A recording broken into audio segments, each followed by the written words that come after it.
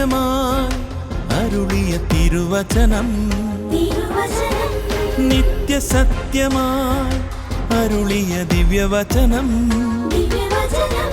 ശാന്തിയായി ദീപമായി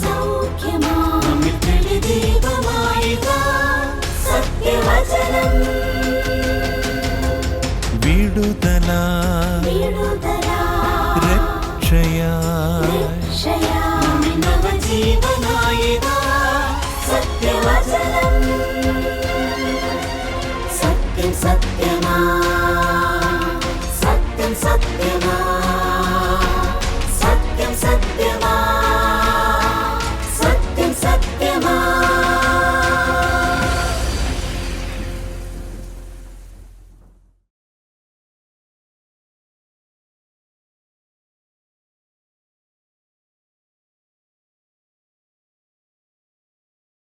ദൈവത്തിൻ്റെ നാമത്തിന് വീണ്ടും മഹത്വം ഉണ്ടാകട്ടെ. ഞാൻ വേഗത്തിൽ ചില വാക്കുകൾ പറഞ്ഞ് അവസാനിപ്പിക്കാം എന്നാണ് വിചാരിക്കുന്നത്. എല്ലാ വർഷവും നമ്മൾ ഇപ്പം കഴിഞ്ഞ 1-2 വർഷം എനിക്ക് തോന്നുന്നു വാർഷികം വെച്ചില്ല. ഈ 7 എന്ന് പറയുമ്പോൾ ഒരു പൂർണ്ണതയുടെ വർഷമൊക്കെ ആണല്ലോ, 7 ആഴ്ചവട്ടം എന്നൊക്കെ പറയുന്നുണ്ട്. അതുകൊണ്ട് ഈ 7-ാം വർഷം ഇങ്ങനെ ഒന്ന് നമുക്ക് ഒരുമിച്ച് കൂടി ദൈവത്തിന് നന്ദി പറയാം എന്ന് വിചാരിച്ചു. ഇതിനു മുമ്പുള്ള വർഷങ്ങളിലും ഫ്യൂച്ചർ പ്ലാനിനെ കുറിച്ച് പറഞ്ഞ പല കാര്യങ്ങളുമുണ്ട്. അതെല്ലാം ഒന്നും നമ്മൾ നിവർത്തിക്കാനായിട്ട് കഴിഞ്ഞിട്ടില്ല. അതിൻ്റെ ഏറ്റവും വലിയ തടസ്സമെന്ന് പറയുന്നത് ആളും അർത്ഥവും ആശയങ്ങൾ നിവർത്തിക്കപ്പെടുവാനായിട്ടുള്ള ആശയങ്ങളും നമുക്ക് ഇല്ലാതില്ല. പക്ഷേ അത് നമുക്ക് എന്താ പറയുക, അങ്ങനെ വിനിയോഗിക്കപ്പെടുവാനായിട്ട് അവസരം ഒരുങ്ങുന്നില്ല എന്നൊരു സങ്കടം നമ്മുടെ ഇടയിലുണ്ട്. അത് കഴിഞ്ഞാൽ നമുക്കത് ചെയ്യാനായിട്ട് കഴിയും. അതുകൊണ്ട് സാർ ഓർപ്പിച്ചതുപോലെയൊക്കെ നമുക്ക് നിൽക്കാനുള്ള ധാരാളം മുന്നോട്ട് പോകാൻ ഒത്തിരി കാര്യങ്ങളുണ്ട്. അത് ഇതിനു മുമ്പുള്ള നമ്മുടെ എന്താ പറയുക വാർഷികങ്ങളിലെ ആ വീഡിയോ ക്ലിപ്പുകൾ നിങ്ങളെടുത്ത് കേട്ടാലും മനസ്സിലാവും. നമുക്ക് ധാരാളം ആഗ്രഹങ്ങളും താല്പര്യമുണ്ട്. അതുകൊണ്ട് ദൈവം അങ്ങനെ ചെയ്യട്ടെ. ഇതിനെക്കുറിച്ച് പറയുമ്പോൾ എനിക്കും ഓർമ്മയുള്ള സഹോദരന്മാർ 2 പേരും ഉത്സാഹിപ്പിച്ച കാര്യങ്ങൾ, സദൃശവാക്യങ്ങളെന്ന് ഓർപ്പിച്ച വാക്യം, ഞാനിങ്ങനെ ആശുപത്രി കിടക്കുന്നതിന് മുമ്പ് ഡോക്ടർ ഇത് പറഞ്ഞ സമയത്ത് കേട്ട വാക്യമാണ് സദൃശവാക്യം 3:6. നിൻ്റെ എല്ലാ വഴികളിലും അവനെ നനച്ചുകൊള്ളുക, അവൻ നിൻ്റെ പാതകളെ നേരെയാക്കും. അപ്പോൾ തന്നെ നമുക്ക് നല്ല ജീവൻ വീണു. അപ്പോൾ അതിലൊന്ന് കേട്ട സന്ദേശം. പിന്നെ ജോയ് സാറ് ഇപ്പോൾ ഓർപ്പിച്ച സഹോദരൻ പറഞ്ഞ പോലെ വളരെ എന്താണ് പറയുന്നത്, ഗംഭീരമായിട്ടോ ശക്തമുള്ള വാക്കുകളോ ഒന്നും പറഞ്ഞില്ലെങ്കിലും ഭയങ്കര പവർഫുള്ളായിട്ട് ദൈവം നമ്മളോട് സംസാരിച്ചു. പല വിധത്തിൽ നമുക്കിത് ചെയ്യണം, ഇനിയും ചെയ്യണം, മടിച്ചു നിൽക്കുവാനായിട്ട് പാടില്ല, മുന്നോട്ട് പോകണം. നമുക്കെല്ലാവർക്കും കടം ഉണ്ട് എന്നുള്ളതാണ്. അതൊക്കെ തന്നെയാണ് എന്നെയും ഈ ഇങ്ങനെയുള്ള ശുശ്രൂഷകളിൽ ഒത്തിരി ഉത്സാഹിപ്പിച്ചത്. അതുകൊണ്ട് ആദ്യകാലങ്ങളിലുള്ള ജോയ് സാറിൻ്റെ പ്രാർത്ഥനാ രീതികൾ അതൊക്കെ എന്നെ ഒത്തിരി ഉത്സാഹിപ്പിച്ചിട്ടുണ്ട്.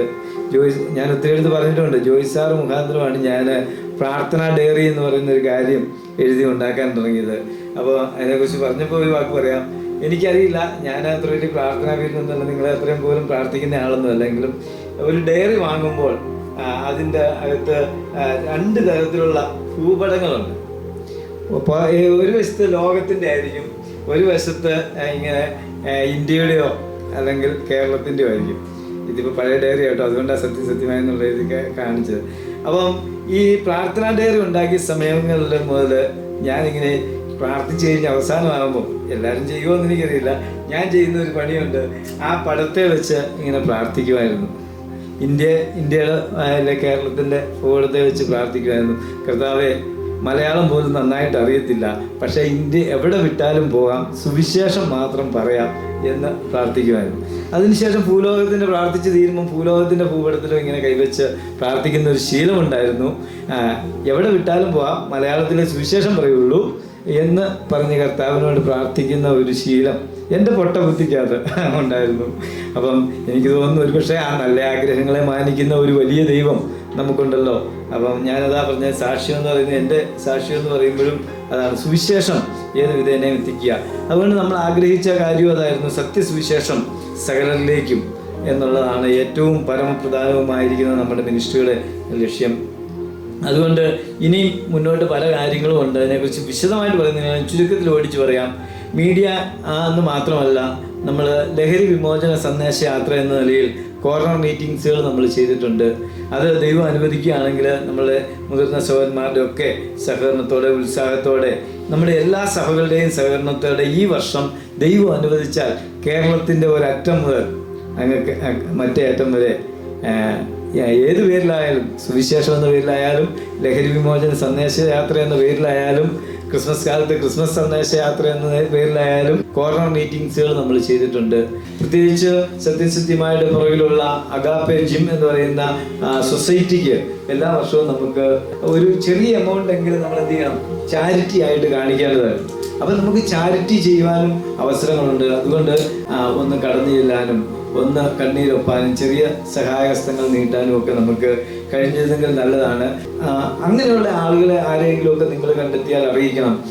അതുകൊണ്ടാണ് ഇപ്പോൾ ഈയിടെ നമുക്ക് ക്യാമ്പിൽ കുട്ടികളെ പ്രോത്സാഹിപ്പിക്കുന്നു എന്ന് പറഞ്ഞപ്പോൾ സത്യസത്യമായി അങ്ങോട്ട് വിളിച്ച് അവരോട് പറഞ്ഞതാണ് നമുക്ക് അതിനകത്തൊരു പങ്ക് ചെയ്യാനായിട്ട് കഴിയും. അങ്ങനെ നമുക്ക് ഏതെല്ലാം മേഖലയിൽ ചാരിറ്റി ചെയ്യാൻ പറ്റുമോ അതിനും തയ്യാറുള്ള വേറെ ഒത്തിരി സഹോദരന്മാർ നമ്മുടെ ചുറ്റുമുണ്ട്. നമ്മൾ ആവശ്യപ്പെട്ടാൽ സഹായിക്കുന്നവരുമുണ്ട്. അങ്ങനെ ജനോപകാരപ്രദമായ ചില ചാരിറ്റി പ്രവർത്തനങ്ങൾ ചെയ്യാനും ദൈവം നമ്മളെ സഹായിക്കട്ടെ എന്ന് ആഗ്രഹിക്കുകയാണ്. അതുകൊണ്ട് ഈ പറഞ്ഞ കാര്യങ്ങളെല്ലാം നമുക്ക് ചെയ്യാം. മീഡിയയെ മാത്രമല്ല, മീഡിയയിലും നമുക്ക് വളരെ കാര്യങ്ങളുണ്ട്. ഇനിയും സാഫല്യമാകാത്ത ഒത്തിരി ആഗ്രഹവും പ്രതീക്ഷയും ഒക്കെ നമുക്ക് ലോക സുവിശേഷീകരണത്തിലുണ്ട്. ലോക സുവിശേഷീകരണത്തിൽ ഇനിയും എനിക്ക് സാഫല്യമാകാത്ത ഒരു ആഗ്രഹവും പങ്കും എന്ന് പറയുന്നത് നമ്മുടെ എല്ലാ സഭകളും, നമ്മുടെ എല്ലാ ദൈവമക്കളും ഇതിനകത്ത് വിനിയോഗിക്കപ്പെടുക എന്നുള്ളതാണ്. അപ്പം നിങ്ങൾ പലപ്പോഴും പറയുമ്പോൾ എൻ്റെ പേര് പറയുന്നുണ്ട്, പക്ഷേ എൻ്റെ പേരെങ്ങനെ പറയപ്പെടുന്നതിലല്ല ആഗ്രഹം. ഇത് ഞാൻ എല്ലായിടത്തും പറയുന്നത് ഇത് നമ്മുടെ പരിപാടിയാണ്. സത്യസത്യമായി എന്ന് പറയുന്നത് നമ്മുടെ എല്ലാവരുടെയും കൂടെ ചേർന്ന പരിപാടിയാണ്. അപ്പോൾ ആ നിലയിൽ നമ്മളിത് തുടങ്ങിയ സമയത്ത് ഉള്ള ഒരു കാര്യം ഞാൻ ഓർമ്മിക്കാം. എല്ലാ ദൈവമക്കളിലൂടെയും ഇത് നിറവേറ്റപ്പെട്ട് കാണുക എന്നുള്ളതാണ് നമ്മൾ സത്യസത്യമായി എന്ന പ്രോഗ്രാം കൊണ്ട് ഉദ്ദേശിക്കുന്നത്. അതിന് സാറും പറഞ്ഞതുപോലെ പ്രോത്സാഹനം ആവശ്യമാണ്. എല്ലാ സഭകളിലും ഇതിനെക്കുറിച്ച് പറയുകയൊക്കെ ആവശ്യമാണ്. അപ്പം സാറ് തന്നെ പറഞ്ഞു, ഡോക്ടർ രാജേക്കബ് സാറിന് തന്നെ പറഞ്ഞല്ലോ, കിസ്സിനെ കുറിച്ച് ചില വർഷങ്ങൾ കഴിഞ്ഞാണ് സാർ അറിഞ്ഞത്. അപ്പം നമ്മുടെ കിസ്സുകളെ കുറിച്ച് പോലും എല്ലാ സഭകളിലും അറിയില്ല. പങ്കെടുക്കുന്ന ആളുകൾ 600 പേരൊക്കെയാണ് മാക്സിമം. 600 പേരാണ് നമ്മുടെ ലോക്കൽ ചർച്ചിലുള്ളത്. അപ്പോൾ 600 പേരിലൊക്കെ ഒത്തിരി പെന്തക്കോസ്തുകാരും കത്തോലിക്കരും ഒക്കെ ഉൾപ്പെട്ടു. അപ്പോൾ നമ്മളെ കിസ് നടത്തിയാൽ നമ്മൾ ഉദ്ദേശിക്കുന്നത് രക്ഷിക്കപ്പെടാത്തവർ രക്ഷിക്കപ്പെടുവാനുള്ള ക്വസ്റ്റ്യൻസ് ഒക്കെ ഉണ്ട്.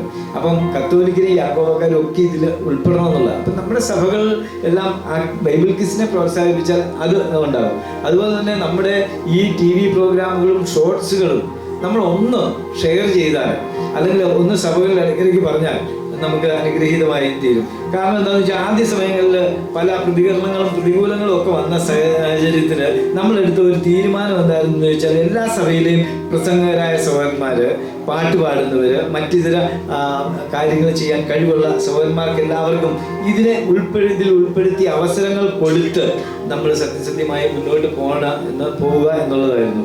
അത് ഇന്നുവരെ നടക്കുന്നുണ്ട്. എല്ലാവരും അപ്പോൾ ഇതിനകത്ത് പാർട്ടിസിപ്പേഷൻ എല്ലാവർക്കും ഉണ്ട്, എല്ലാവർക്കും അതിനകത്തൊരു പങ്കുണ്ട്.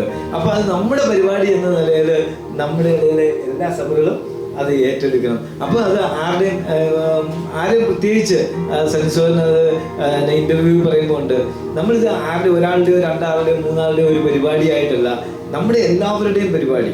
ആ നിലയിൽ ഏകദേശം ഓർപ്പിച്ചപ്പോൾ പറഞ്ഞതുപോലെ ഏകദേശം 120ഓളം പ്രസംഗകർ പ്രസംഗിക്കുന്ന ഒരു പരിപാടി നമ്മുടെ പ്രസാദ് പറഞ്ഞെന്ന് തോന്നുന്നു.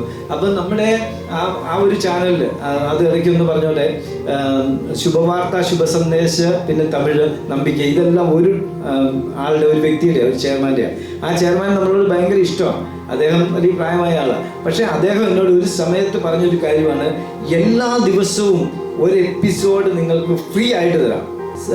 സിസ്റ്റേഴ്സ് കോർണർ അതിൻ്റെ പേര്, അത് നമുക്ക് ഫ്രീ ആയിട്ട് തരും. നമ്മൾ പറയുന്ന അനുസരിച്ച് ചെയ്യാനായിട്ട് ഈ പുറത്തുണ്ട്. പക്ഷെ മലയാള ചാനലുകളൊക്കെ ഭയങ്കര കൊമ്പന്മാരാകട്ടോ. ഈ വർഷം സിസ്റ്റേഴ്സ് കോർണർ എന്ന നിലയിൽ ഹിന്ദിയിൽ നമുക്ക് നമ്മുടെ സൗകര്യമാരുണ്ടല്ലോ, അവർ പറയട്ടെ, അത് കേൾക്കാൻ ഒത്തിരി സൗകര്യമാരുണ്ട്. നമ്മളെ ഫോണിൽ വിളിക്കുന്നതിൽ ഏറ്റവും കൂടുതൽ സ്ത്രീകളാണ്, ചുരുക്കം ആണുങ്ങളാണ് വിളിക്കുന്നത്, അല്ലെങ്കിൽ പാസ്റ്റർമാരാണ് വിളിക്കുന്നത്. അപ്പോൾ അതുകൊണ്ട് പ്രിയമുള്ളവരെ, അങ്ങനെ ഒരു കാര്യം നടക്കാനായിട്ട് ദൈവം നമ്മളെ സഹായിക്കട്ടെ. എല്ലാവർക്കും അവസരം കൊടുക്കുന്നതിലൂടെ ഞാൻ ആദ്യകാലം മുതൽ ആഗ്രഹിച്ച ഒരു കാര്യം എന്ന് പറയുന്നത് ഇത്രയേ ഉള്ളൂ. അത് വലിയ സീക്രട്ട് അല്ല എങ്കിലും ആ സീക്രട്ടൂടെ പറയാം. ഇപ്പം ഞാൻ പ്രസംഗിക്കുന്നുണ്ടെങ്കിൽ എന്ത് ചെയ്യും? ഞാനും എൻ്റെ കുടുംബവും പ്രാർത്ഥിക്കും. അതെ, എൻ്റെ ഞാൻ ഉൾപ്പെട്ടിരിക്കുന്ന സഭയും പ്രാർത്ഥിക്കും. പിന്നെ ഞാനും കുടുംബവും എന്ത് ചെയ്യും?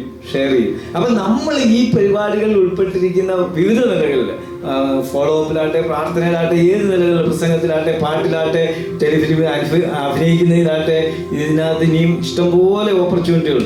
അതിലൂടെ നമുക്കിതൊന്ന് നമ്മുടെ സഭകളിൽ കൂടെ ഇടയ്ക്കൊന്ന് പറയുകയും ഷെയർ ചെയ്യുകയും ഒക്കെ ചെയ്താൽ, പല സഭകളുണ്ടല്ലോ സ്ഥിരം പ്രാർത്ഥിക്കുന്ന. ഇപ്പം കളമശ്ശേരി സഭയിലൊക്കെ എഴുതി വെച്ച് പ്രാർത്ഥിക്കുന്നുണ്ട്.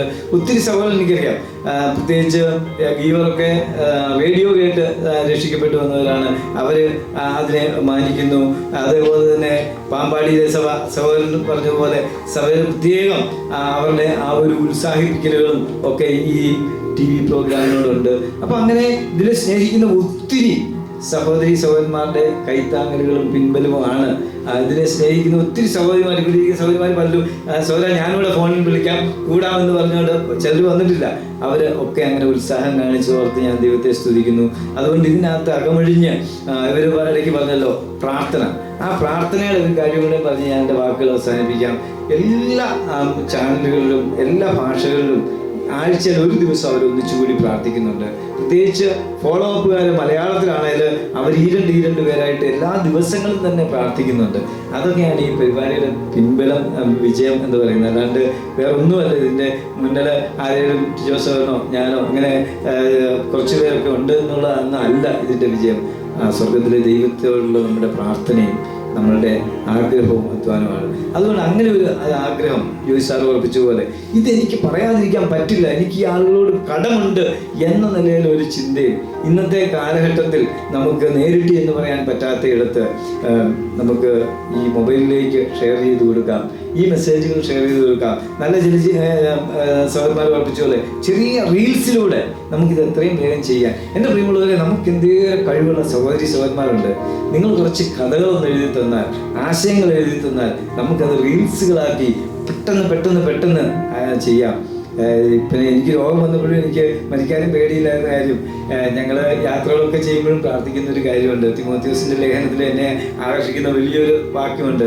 ക്രിസ്തുയേശു എന്ന കർത്താവ് നമ്മെ വിശ്വസ്തനെന്ന് എണ്ണി ശുശ്രൂഷയ്ക്കാക്കിയത് കൊണ്ട് ഞാൻ അവനെ സ്തുതിക്കുന്നു. എൻ്റെ പ്രിയമുള്ളവരെ, ഇങ്ങനെ ഒരു ശുശ്രൂഷയുടെ പുറകിൽ നിൽക്കാൻ എനിക്കൊരു ഭാഗ്യം കിട്ടിയല്ലോ എന്നുള്ളതാണ് എൻ്റെ ഏറ്റവും വലിയ ഭാഗ്യം. അങ്ങനെ നമുക്ക് എല്ലാവർക്കും ഇതിനകത്തൊരു പാർട്ടുണ്ട്, അതിൻ്റെ അവസരമുണ്ട്. പ്രസംഗിക്കുന്നവർക്കും പാടുന്നവർക്കും പ്രസംഗിക്കുന്നവരുടെ ഭവനത്തിലുള്ളവർക്കും ഇതിൽ പുറകിൽ നിൽക്കുന്ന എല്ലാവരുടെയും പരിപാടിയാണ്. എല്ലാവരും കൂടിയാൽ വിജയിക്കുള്ളൂ. അതുകൊണ്ട് അങ്ങനെ ആയി തീരുവാൻ ദൈവം സഹായിക്കട്ടെ. ഈ നല്ല നമ്മളുടെ മുന്നോട്ടുള്ള ആഗ്രഹങ്ങളെ സാധിപ്പിക്കുന്ന വലിയ ഒരു ദൈവം നമുക്ക് സ്വർഗത്തിലുണ്ട്. നമ്മൾ ചെറിയവരാണ്, വെറും നിസ്സാരമാണ്. പക്ഷേ ചെറിയവരെയും ചെറിയ ആഗ്രഹങ്ങളെയും മാനിക്കുന്ന ഒരു വലിയ ദൈവം നമുക്ക് സ്വർഗത്തിലുണ്ട്. ഹല്ലേലൂയ! അതാണ് നമ്മുടെ ആഗ്രഹവും ലക്ഷ്യവും എന്ന് പറഞ്ഞുകൊണ്ട് എൻ്റെ വാക്കുകൾ നിർത്തട്ടെ.